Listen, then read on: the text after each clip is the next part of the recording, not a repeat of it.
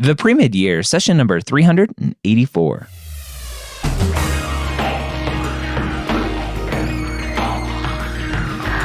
Hello, and welcome to the Pre-Med Years, where we believe that collaboration, not competition, is key to your success. I'm your host, Dr. Ryan Gray, and in this podcast, we share with you stories, encouragement, and information that you need to know to help guide you on your path to becoming a physician. Welcome to the Pre-Med Years. Thank you so much for joining me today. I hope you are home, safe, locked in, quarantined, wherever you are. Please understand that my thoughts are with you. I have a great guest today, Enrique Jasso from the Texas Health Education Service. And he's going to join me today because he has a unique perspective from the TMDSAS front and the medical schools in Texas that participate in TMDSAS. He has a unique perspective in communicating with them and them communicating with him about how the application cycle is going to be affected with COVID-19 and the pandemic and everything closing and online classes and just everything going on. So we have a great discussion about all of that stuff right now. Enrique, welcome back to the Pre-Med Years podcast. How are you today?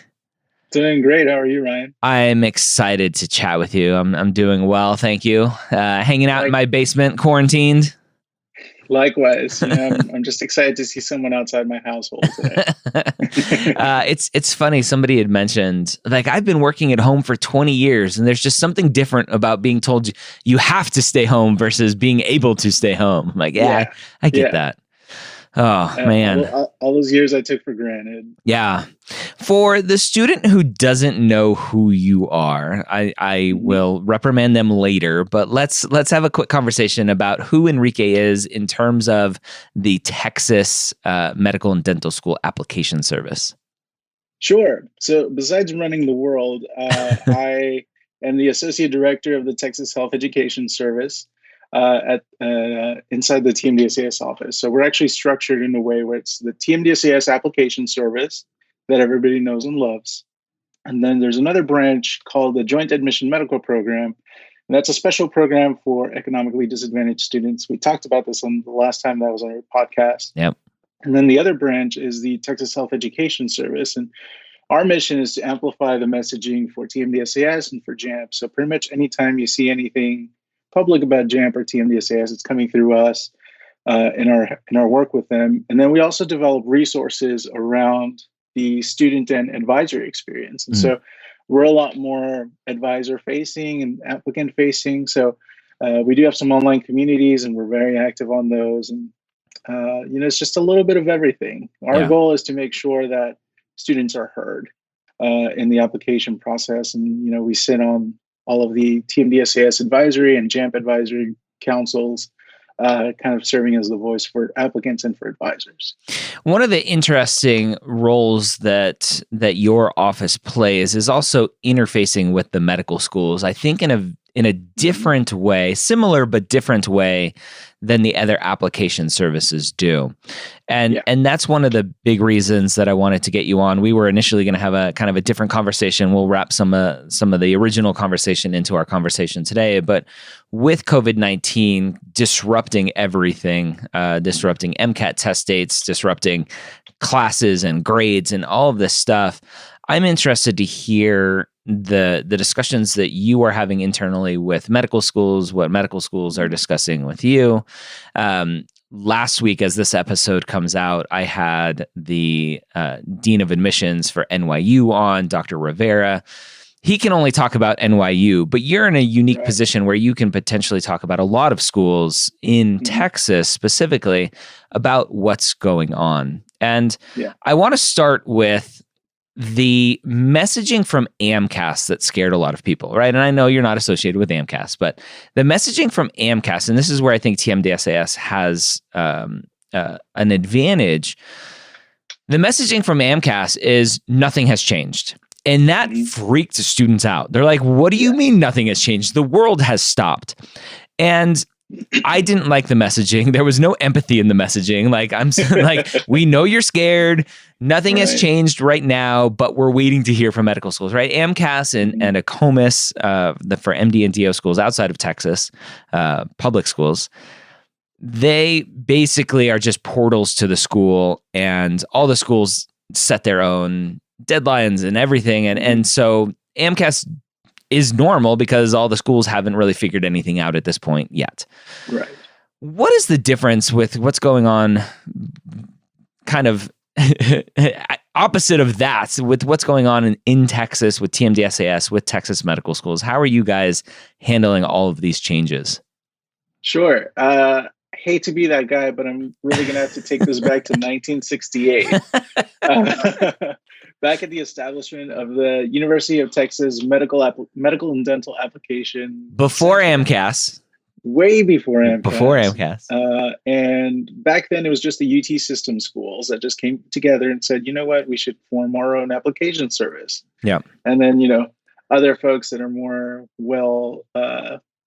connected started their own national service. But we kept our own thing here in Texas. Just wanted a group to hang out and compare guns and boots, right? And cowboy hats. And belt buckles. And belt buckles. Yeah. And pickup trucks. Right. Yes. Okay. Yeah. And so over the years, we've tacked on some non-UT system schools like the Texas Tech University schools, Texas A&M, University of North Texas, and more recently, Sam Houston State University and University of Houston. So all those schools have opted to go with TMDSAS for the service that we provide. The TMDSAS application is a little bit more involved in coursework determination, making sure that prerequisites are fulfilled. They're more involved in residency determination. Everybody knows that if you're not a Texas resident, you have to fight for up to 10% of the spots available in the schools. And so because of that level of interaction with the application that TMDSAS has, there's a much more collaborative environment around the schools. And so they're the ones that are setting the guidelines for determining whether a course actually fulfills a prerequisite. They are very active with making sure that the application reflects exactly what it is that they need to find in applicants. And so they're extremely engaged by comparison with TMDSAS. And so the whole reason for why we're tackling this a little bit differently is because we do have we're coming up to, I believe, 18 schools that are part of TMDSAS that are medical, dental, and veterinary schools here in the state. Yeah. And so our response naturally is going to be, it's taking a little bit longer than it was for the national services to get their answer together, but we really want to hear out the schools and make sure that we're providing an environment for them to collaborate and make sure that they understand that the students are the ones that come first and the pre-health communities who comes first. And we're hearing that across the board. Yeah. From all of our schools. So what are you hearing? Yeah, so much. we have a listserv that consists of all of our Texas advisors, professional schools, beyond medical, dental, and veterinary, where they're sharing some of their experiences and questions that they're asking, that students are asking advisors. And so that feeds back into what we do. And it's really important for us because we're hearing that feedback directly, essentially from students, and we're able to address those concerns. For the most part, what the schools are really sharing is that this is an anomaly. Clearly, everybody knows that. But most importantly is that the schools are really empathetic with students and realizing that this is a huge disruption to their education. There's a huge disruption to their preparation. It's affecting, it's not just, courses turning pass fail. It's missing out on shadowing opportunities. It's MCAT tests being postponed or canceled. And the schools are really coming from a place of understanding and making sure that the policies and their procedures are updated in such a way that it does not adversely affect students that are being affected by this crisis, this pandemic. Yeah. And I think it'll be hard to actually know until we get the applications actually submitted and schools can start seeing some of these issues reflected in an application for them to really kind of understand and get their algorithms and rubrics kind of built around what this new world looks like for hopefully just this one semester moving forward, whether you're applying this cycle, next cycle, whenever. That's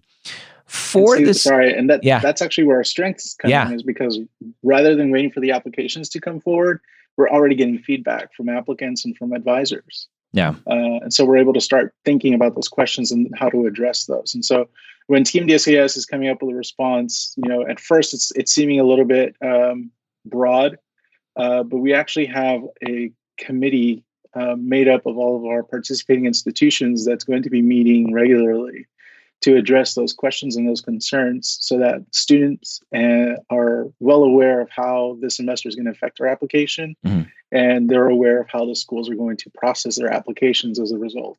So if I can translate that a little bit, it sounds like for students applying to TMDSAS, it's going to be a pretty unified front in terms of how each of the schools are going to look at pass-fail, how each of the schools are going to look at online classes, how each of the schools are going to just handle all of these anomalies, as you mentioned, in the application. Is that right? It's not going to be one school is going to go annex themselves like Texas likes to do and say, I'm just going to do my own thing and process applications the way I want. It's certainly our goal to present a unified front. I can't guarantee that each school is going to fully agree with everything that we're saying, but for the most part, I feel very confident that the schools are acting in the interest of the entire pre-health community. And that would include, having a unified set of expectations or regulations for applicants affected. From your position and the questions that you've seen come in from students or advisors and responses from schools, where do you think, potentially, looking at your crystal ball, looking in the future, where do you think one of the biggest or what the biggest kind of headache is going to be for schools to work with everything going on? It's all pretty equal. I think the three biggest headaches are going to be assessing a pass-fail course. And for the most part, the schools seem pretty unified in that they will work with applicants on a case-by-case basis. A pass-fail for a biochemistry course, when you have history of A's in all of your science courses, not a big issue. Pass-fail course when you have a majority C's is a completely different picture. And so I think it's a matter of giving it context. As far as MCAT scores go, right now it's kind of like the elephant in the room. For the most part, schools will not invite anyone for an interview until those MCAT scores come out and are released to the schools. Here at TMDSAS, we've been touting how important it is to apply early. And so that kind of throws a huge wrench into that whole system. And so the schools are looking at perhaps extending their interview process a little bit further. That is something that we're still working on, and we don't have a unified response to. And then the third one is on activities and how those are affected. And earlier or over the weekend, we had a response from one of the deans, Dr. Judy Ann Calloway from the Long School of Medicine. And she gave us this really amazing response on how students should think creatively if their activities have been canceled or have been postponed for shadowing or volunteer work. She was actually talking about seeking alternative options. For example, YouTube is a treasure trove of just so many great resources that people could go out and find and, just sit down and commit a couple hours a week to, watching a video on different human systems. Not the best possible scenario, but it totally beats, sitting down on hour 100 of Animal Crossing. And then another thing that she mentioned was, and I actually had to write down this quote because it was amazing. She said, the application to medical school is certainly a marathon, and one irregular semester is not going to determine the outcome. And I think that is like the pièce de résistance for how the schools are seeing this. This is essentially their thesis is, we'll work with you for this semester, or possibly even next semester, however long this goes. But your application is the entire context of your academic preparation. Yeah, I almost see it as, and I'm holding up my hands for those that are listening to this. I almost see it as like we have everything before coronavirus, COVID-19. We have everything after COVID-19, whenever that happens, and everything during COVID-19 is just going to get like smushed and be like, we're just not going to see it, right? It's like the Excel spreadsheet. We're just going to hide those columns, and the rest of your kind of experiences and grades and all of that are going to matter. And we're just going to go, we're going to 1-2 skip a few over COVID-19 days. Yeah. And even then, you still have plenty of opportunity to help other people during this time. Yeah. I got mad. I got mad at a Redditor. Shocker. I got mad at someone online. But it was in the med school subreddit. And he said he was basically going off on the medical students who are using this time to fluff up their resume by doing COVID-19 activities. And everyone's like, oh yeah, screw them, right? Gunners, blah, blah, blah. And I'm like, well, actually, like I'm in a COVID-19 physician group that's been stood up now for 3 weeks and already has like 35,000 physicians in it. And they are posting, hey, the students at my school are doing XYZ. It's so amazing. It's so helpful. Like, how about they're doing it just to be good human beings and not to fluff up their application? So there are definitely some things that students can be doing, whether they're good at sewing and want to sew some face masks, whatever, that may show in an application. And actually, I find this in an interview that'll come out in a couple of weeks. A student who talked about overcoming obstacles and seeing students who had much better stats than her, but really didn't have any obstacles to overcome.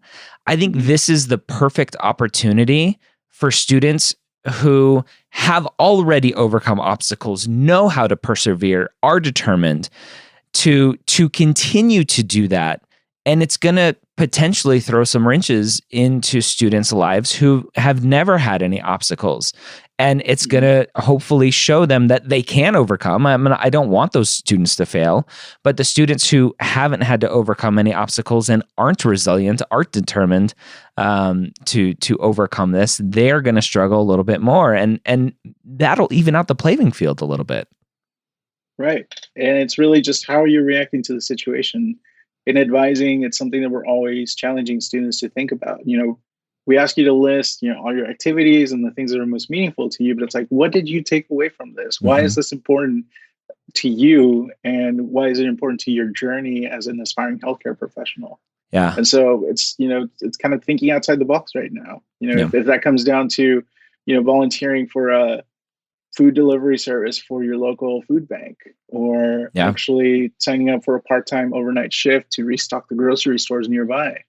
That speaks volumes to how you're taking on what you have right now and still seeking out an opportunity to help other people. Yeah.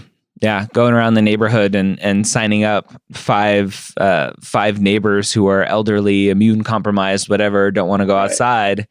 And just being there to help and doing it because it's helping and not because it's, this will look good on my application. Right.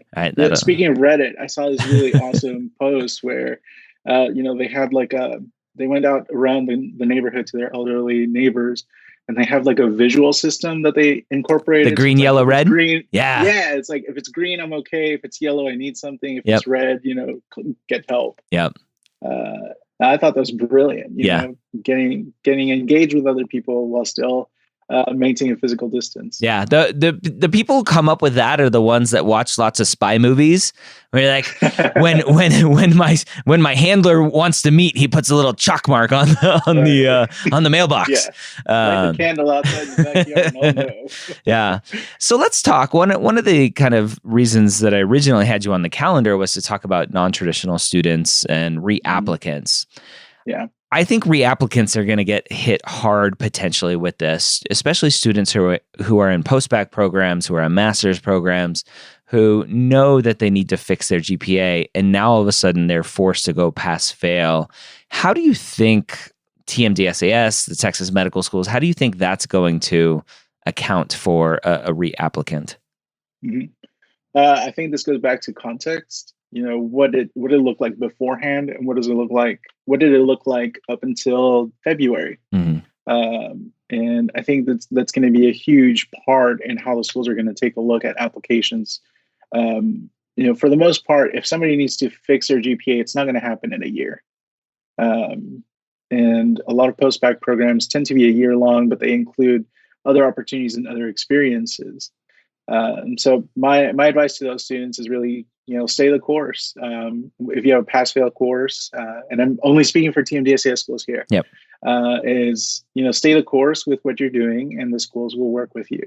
I will say that if you do have the option to do a pass-fail or to stick with a letter grade, you should definitely stick to a letter grade.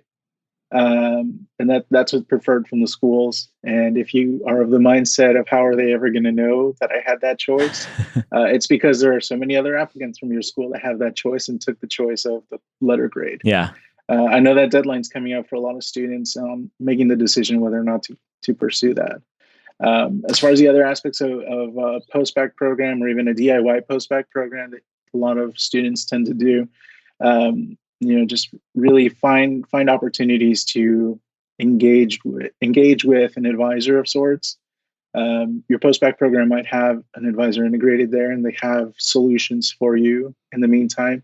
If you're doing a DIY post-bac, I highly recommend that you reach out to the NAP listserv, and I'll send a message with the link to that to request to be paired with a volunteer advisor, and really stay engaged with online communities like the platform that you have on Facebook and the ones that we have for TMDSAS applicants, to see how other people are kind of responding to the situation, and hearing them out, and to hear out different options that you might have that you might have not have thought of. Yeah. Let me ask you about that optional pass-fail versus grades.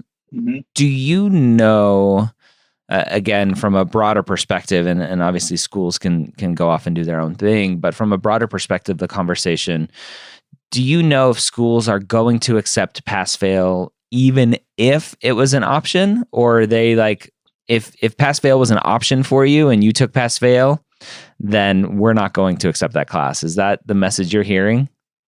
The message I'm hearing right now is if they'll work with students, and that pass-fail would be accepted. Good. However, it's all about context. It's all context. If you struggle academically leading up to this, and all of a sudden you have a pass-fail course, that's painting a really clear picture of how strong of an applicant you might be. Yeah. One of the things it just kind of rubbed me the wrong way, and I'm sorry, Harvard, but I'll call you out. Harvard updated their policy, and it was actually pretty nice. They're like, we don't want any student to be disadvantaged by this situation. And the language around their pass-fail policy was, we understand that students are taking pass-fail courses because the school is requiring that. Right. Mm-hmm. And basically the language was around, we will accept pass-fail if that was the only option given to you. And I wrote them an email and I said, hi Harvard Medical School. I love that you're out here advocating that this shouldn't disadvantage anyone. But the honest truth is that it's disadvantaging a lot of students, especially those who came into this disadvantage. The students who, when the campus shut down and the dorms shut down, they didn't have a home to go to. When the school cafeteria shut down, they didn't have a job to pay for anything anymore. Yeah. And so the stress of then going, well, I have this option of pass-fail or classes. My grades have been really good, but the toll of all of this is affecting my mental health, my physical safety, whatever that is. I'm going to take pass-fail because I just need to take care of myself. And now Harvard's out there going, sorry, that's going to disadvantage you because you had the option, right? That made me mad. And I sent them an email. I haven't heard back yet. But so that be the voice for me, Enrique, to the Texas medical schools. It sounds like hopefully they understand that as well. But that's just my biggest thing, right? Trying to be the voice for all these pre-med students out there that this obviously is affecting everyone differently. Yeah. And we're 100% on the same page on that. Yeah. We're seeing a lot of students who have to go back home And at home, they got 10 younger siblings and their parents are having to work remotely, and all of a sudden they are a babysitter. Mm-hmm. Talk about disadvantage in that scenario. Or going home and realizing that you need to buy a laptop now all of a sudden so that you can sign into your Zoom classes because you don't have access to a computer lab.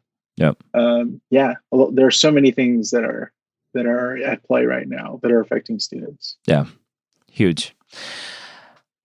Non-traditional students. Let's chat about non-trads for a minute. It seems to be a kind of a pet project of yours, this passion of yours to show that non-trads are awesome, to get a lot of data for non-trads. Why are you so interested in non-trads and getting them to be a little bit more exposed in the application process?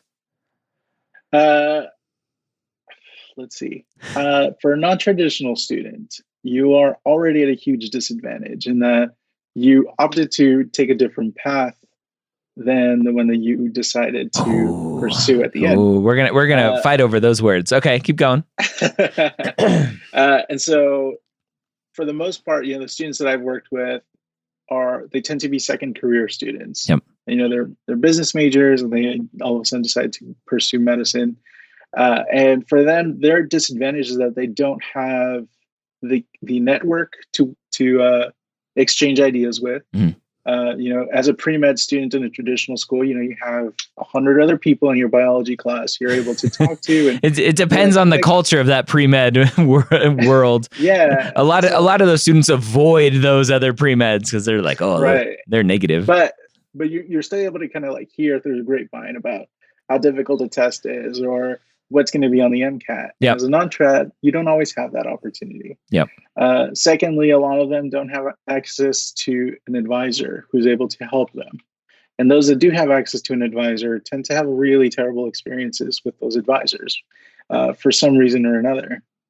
And so my mission is more longitudinal in making sure that the schools are able to identify who a non-traditional student is. Mm-hmm. And we've done a lot of great work in making sure that students are able to identify themselves on the TMDSAS application as a non-traditional.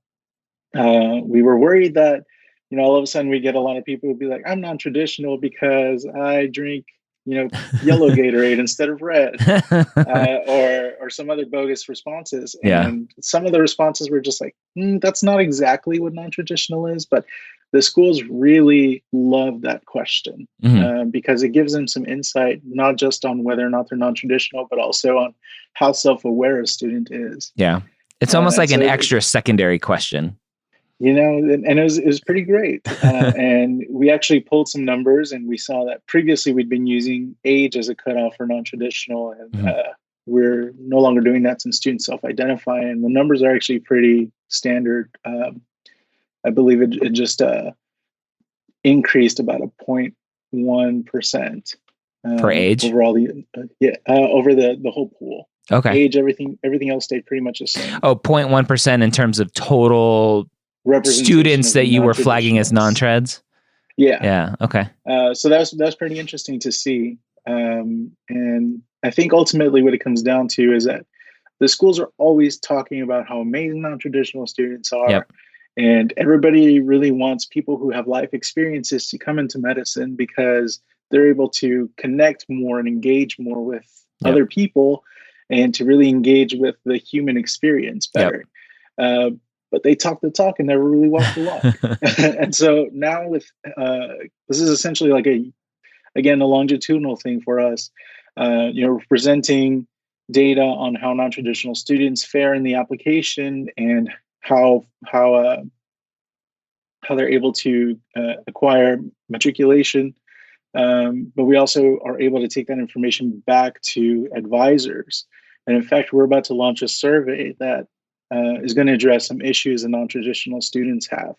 So we can take that back to the advisors and have them assess how their advising might be improved by some of the feedback that we get from non-traditional students. Nice. I'm excited to see that. That's one of the things I love about TMDSAS is all of the data that you guys put out. So you're very transparent, which is one of my big things with this application process. Thank you. So Enrique, for the student listening to this right now, who's applying this cycle, next cycle, and is affected by everything going on, which rightfully so everyone is, but again, everyone's affected differently. What kind of words of calm do you have for them, knowing the conversations that you're having with these medical schools, knowing the questions that are coming in from advisors and students? What kind of words of wisdom would you have for the student right now? Yeah, I think I'm going to have to reiterate Dr. Kellaway's words of this is a marathon, it's not a sprint. And one semester is not going to trip you up. 2 semesters will not trip you up. It's how you're reacting to the scenario. As you mentioned, this is affecting everybody. It's affecting every aspect of every industry. How are you reacting to that? Are you sitting back and trying to pay back your loans on Animal Crossing? Or are you really taking the time to engage with other resources? Right now we're really fortunate to have so many programs that are offering free services for you to watch videos online, educational resources. You have Rosetta Stone that has 3 free months right now for students. Maybe this is the time that you learned how to speak a different language, and that response on how you are attacking this situation is really what's going to speak volumes in your application. So, take some time, eat that pint of ice cream, but figure out where it is that you want to go from here, because your decisions are really what's going to make you stand out in your application. Most students know about the freshman 15, but I'm working on my Corona 15 right now. Yeah, the quarantine 15. I like that one too. Oh, yeah. Man. Yeah. So Enrique, you have a podcast that's on the MedEd Media Network. Talk to the student about where they can find your podcast. Sure. We're Inside Health Education, and the podcast is InsideHealthEducation.com. What we do is something very similar to what you do, Ryan, where we talk to pre-med students, but we talk to students through the perspective of the TMDSAS and where we come from. So we have a lot of our deans coming on the podcast, talking about different issues that they're seeing in the application. And we're also, since we changed the name from TMDSAS Podcast to Inside Health Education, we kind of broke free from having to just talk about the application all the time. And so I'm really excited for some of the other topics that we're tackling. I just recorded an episode with a professional writer who's talking about the hero's journey and what that looks like in your application. So again, as I think I alluded to it a little bit, but essentially it's like the hero's journey starts with something that happens to them and then how they address that and how they overcome that. But in your essays, a lot of students tend to focus on just things that happen to them, and then you're just stuck in Act 1. Stuck there, yeah. Yeah, and so... It's funny, I talk about that in my personal statement book, The Hero's Journey, nice. because every student will go, well, I don't want to talk about that because it's super cliche. I'm like, no, it's common. It's not cliche. Let me talk to you about the hero's journey. Every movie that you watch, right? Most action movies, it's the same story, just with different characters and different dilemmas, right? From Neo and Morpheus to Luke Skywalker and Yoda, they all have a mentor that guides them on their way. It's all the hero's journey. Samuel L. Jackson and Bruce Willis. There you go. And Die Hard. Yeah. Yep. Yeah. It's all the same. Yeah, and really, it's just an aspect of storytelling. Yep. That's how we are hardwired to understand stories. And so, we got a lot of different topics that we cover on the podcast. And as you're seeing here, we like to overlap here and there and collaborate as we can. Yeah. Collaboration, not competition. Collaboration, not competition. I love it. Well, Enrique, thanks for joining me on the podcast today. Hopefully ease some fears out there that students are having with their application coming up. Yeah. Thank you very much for having me. All right. I hope that was helpful for you. A great conversation with Enrique. Go check out his podcast, Inside Health Education. You can find that link InsideHealthEducation.com or go to mededmedia.com to find that link as well. Hope you have a great week. Please stay safe. Please stay home. And please take care of yourself. Hope you have a great week. See you next time here on the Pre-Med Years.